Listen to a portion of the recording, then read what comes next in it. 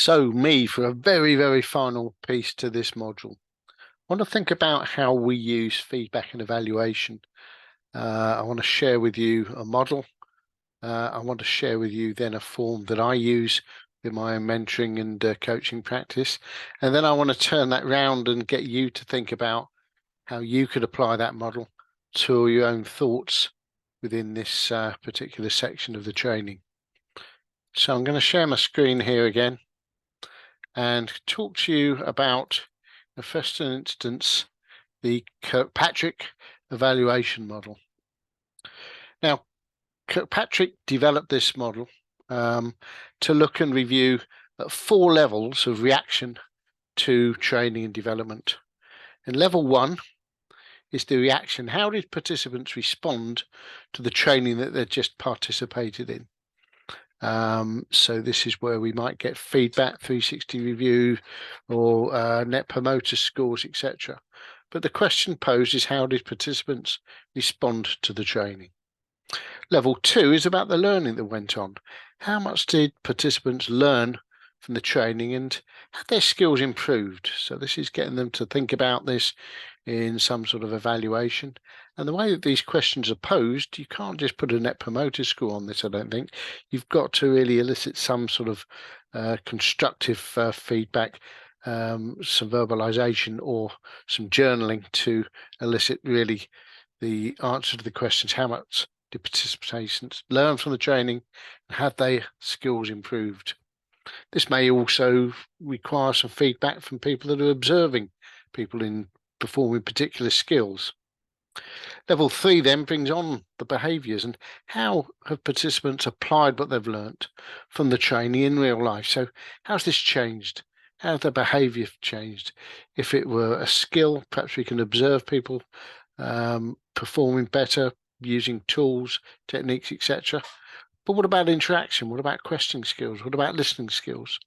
How's behaviour improved upon from the training development that's happened?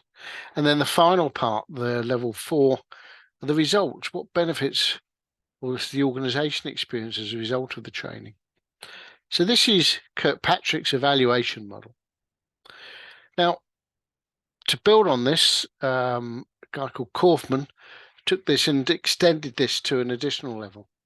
So he took this and he's built this into level 1, and he split that into 2 ways. Input, whether the training resources and materials are adequate, were they fit for purpose, and then also what's the delivery of the training effective. So this is asking about the process. Then level 2 is the acquisition. So to what extent did participants acquire new knowledge and skills?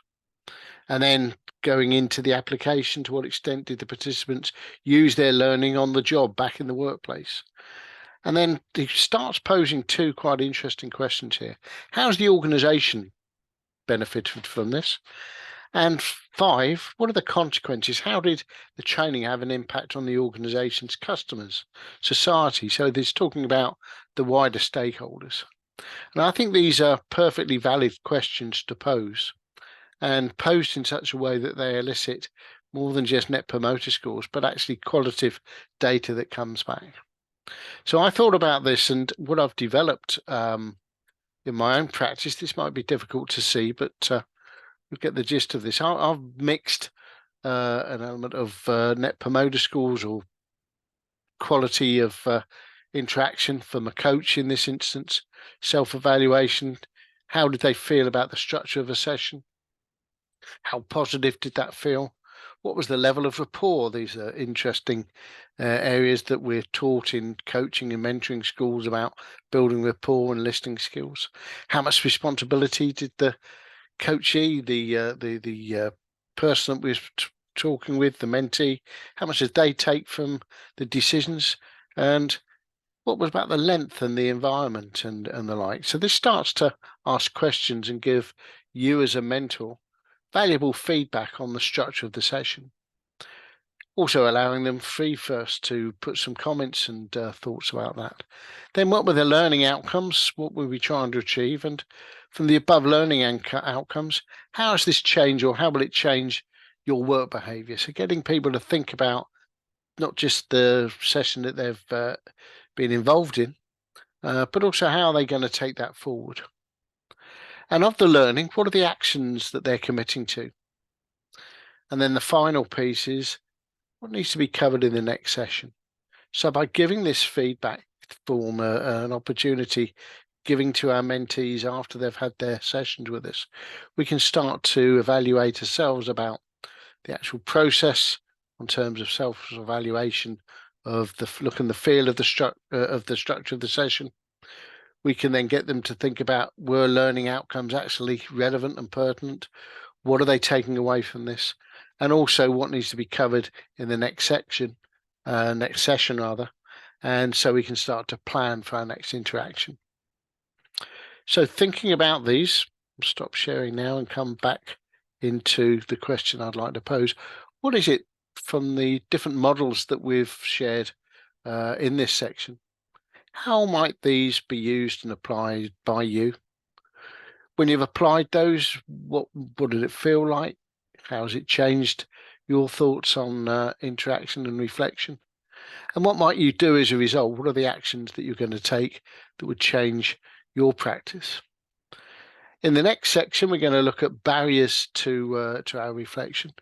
And then we're going to go into a further section which thinks about how can we then use this and apply this and take the information that we're gaining and gathering and bringing into supervision. So thanks for listening to this additional section, and I look forward to seeing you later on in the program. Thanks for listening.